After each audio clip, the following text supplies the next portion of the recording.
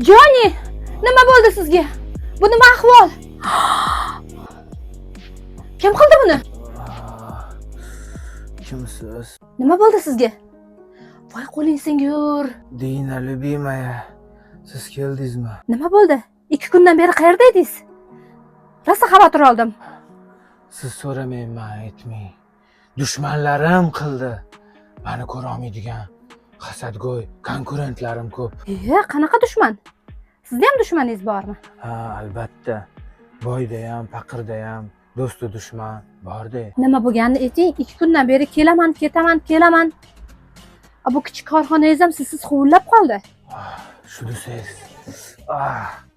Hamma yog'im og'riyapti. Mani naryodiy qo'shni korxonamda Vася degan dushmanim bor. Raqobatim. U raqobatim menga tuzoq qo'ydi. Kechqurun uxlayotganimda kelib 3-4 ta shogirdchalari bilan meni buzib tashladi. O'shanga больница dedim. Vlajniy salfetka, plastik, karton, hech nima sotmaysan deyapti.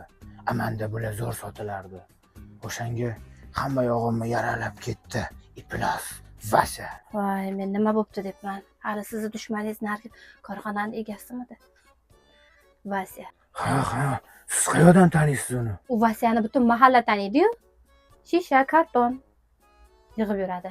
Yo, siz uni bilmaysiz.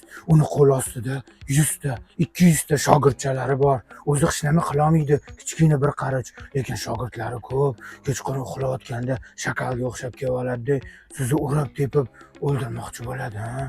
O'shaning uchun ehtiyot bo'lish kerak.